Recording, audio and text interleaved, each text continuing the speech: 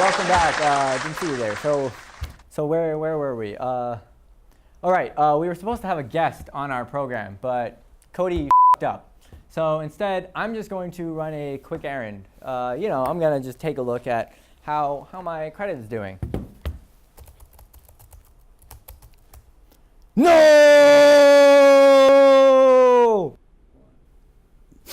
Oh, Jesus. Oh, thank God, it was just a dream. Wait, Ammad. What's up? Where'd your beard go? I thought I put it on. What? Oh, I'm sorry, Ammad Bhai. Get out of my chair. Oh, God, I'm sorry. I'm sorry.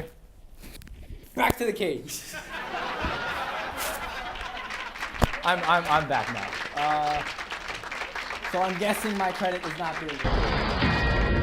This is a Fox News alert. Officials at Equifax, one of the country's 3 largest consumer credit reporting agencies, says a cybersecurity breach of its computers could affect 143 million American consumers.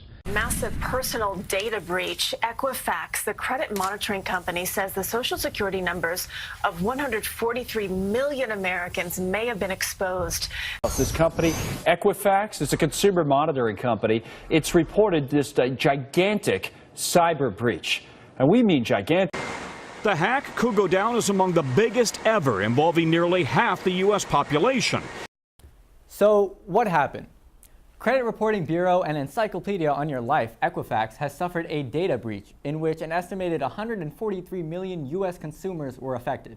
Hackers gained access to vital personal information, including names, social security numbers, birth dates, addresses, and even some driver's license information. This leaves those 143 million Americans affected by this facing a serious threat of identity theft for the rest of their lives. Former Equifax employee and credit expert John Alzheimer said it's very problematic for hackers to have all that important information all in one place. Well, no shit. Like in other news, the sky is blue, Trump is orange, and we're all But apparently this breach is a result of a security flaw found in one of their web applications used by major corporations, also known as Apache Struts CVE 2017-5638 downset height. To make matters worse, the Apache Foundation made the fix the day that it was discovered, which was March 7th. And the Apache Foundation said that the Equifax data compromise was due to Equifax's failure to install the security updates provided in a timely manner. Now think about this.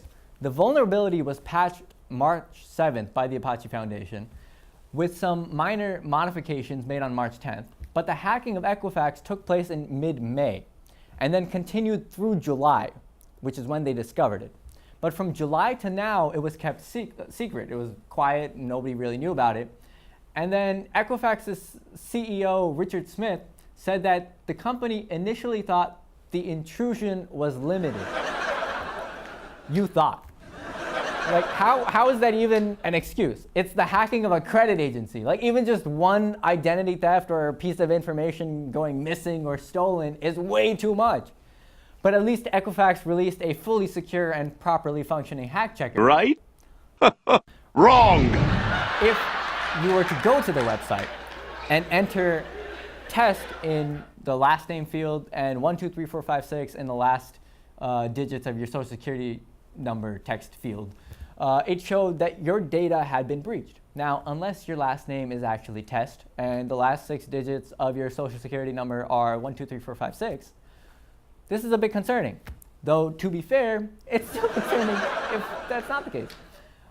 Equifax is at least allowing you to freeze your credit without fees. But just for the first 24 hours, there was a slight problem with this.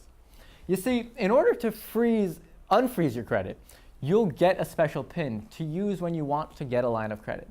Now, these PINs are something that should be very unique and difficult to guess. But in the first 24 hours, the PINs that were assigned were in the format of month, day, year, hour, minute.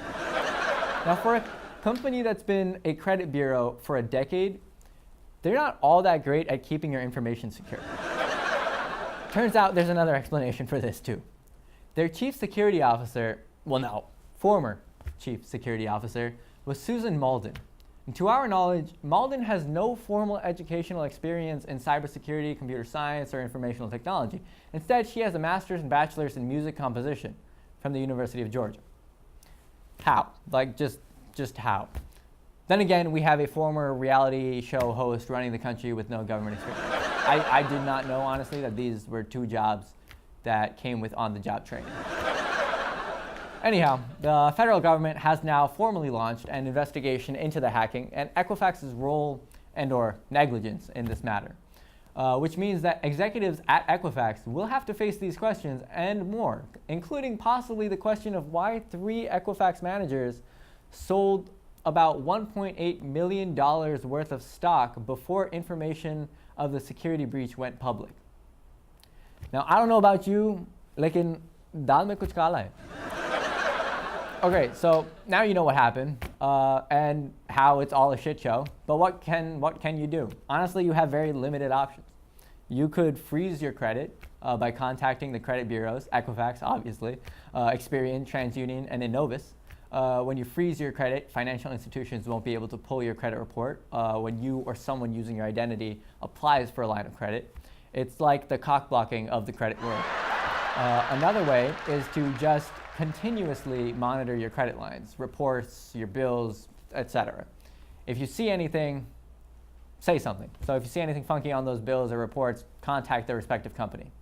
Other than that, GG. Like, I don't know what to tell you. Like, and you have no other options, honestly. And on that bombshell, good luck and thank you for tuning into Reality. Be sure to like our Facebook page, Reality with Ammad Quraishi. Follow us on Twitter @RealityAQ. Subscribe to our YouTube channel and ATV's YouTube channel. And tune in next week for the next episode. Good night.